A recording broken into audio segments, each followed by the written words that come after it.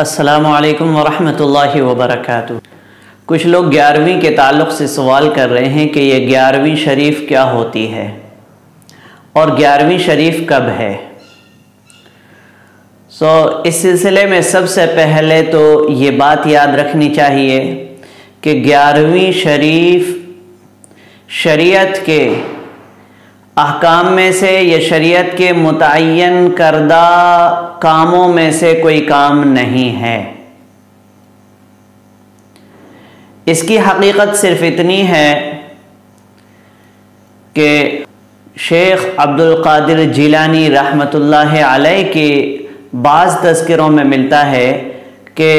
حضرت شیخ عبد القادر جیلانی رحمۃ اللہ علیہ ہر مہینے کی 11 تاریخ کو اپنے مریدین کے ساتھ رسول کریم صلی اللہ علیہ وسلم کے لیے ایصال ثواب کیا کرتے تھے۔ پھر جب شیخ عبد القادر جیلانی رحمۃ اللہ علیہ کا انتقال ہو گیا تو ان کے بعد ان کے مریدین نے 11 ربیع الثانی کو ان کا عرس منانا شروع کر دیا، اور عرس کی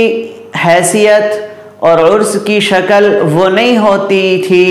جو اس زمانے کے عرسوں کی ہونے لگی، بلکہ عرس کا مطلب یہ ہوا کرتا تھا کہ ان کے جتنے مریدین ہیں، ان کو جتنے متوسلین ہیں، ان سے جو لوگ بیعت ہیں، ان سے جو محبت کرنے والے ہیں، وہ سب کے سب ان کی خانقاہ میں آ کر جمع ہو جایا کرتے، اور عصر سے لے کر مغرب تک قرآن کریم پڑھا جاتا، اور اس کے بعد مغرب کے بعد شیخ عبد القادر جیلانی رحمۃ اللہ علیہ کے مدح اور منقبت میں اشعار پڑھے جاتے اور ان کی تعریف بیان کی جاتی۔ پھر اس کے بعد شیرینی تقسیم ہوتی اور جو کچھ بھی کھانا وغیرہ ہوا کرتا وہ کھایا جاتا، پھر عشاء کی نماز پڑھ کر لوگ گھروں کو چلے جایا کرتے تھے۔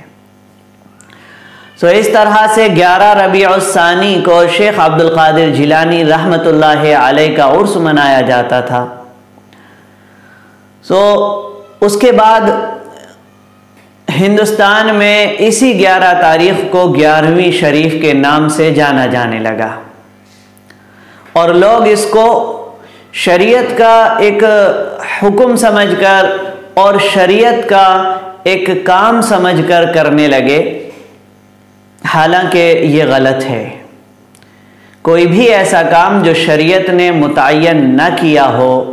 اس کو شریعت کا جز نہیں سمجھا جا سکتا۔ ہاں، 11ویں شریف میں جو ایصال ثواب کیا جاتا ہے اور غریبوں کو کھانا کھلایا جاتا ہے، یہ صحیح ہے، اس سے کوئی نہیں روکتا، لیکن اس کے لیے دن متعین کرنا کہ 11 ربیع الثانی کو ہی یہ کام کریں گے، اور اس تاریخ کے علاوہ حضرت شیخ عبد القادر جیلانی رحمۃ اللہ علیہ کے ایصال ثواب کے لیے کوئی صدقہ وغیرہ نہیں کریں گے، یہ غلط ہے۔ شریعت کا جز مان کر اس کو نہیں کیا جا سکتا۔ ہاں، جیسے کہ بہت سارے تنظیمیں ہوتی ہیں، بہت سارے ادارے ہوتے ہیں اور بہت سارے سنگٹھن ہوتے ہیں جو کسی خاص دن اپنا کوئی ایک معمول بنا لیتے ہیں کہ اس دن ہم کو یہ کام کرنا ہے۔ اس اعتبار سے اگر سلسلہ قادریہ کے متوسلین اور سلسلہ قادریہ سے منسلک لوگ یہ کام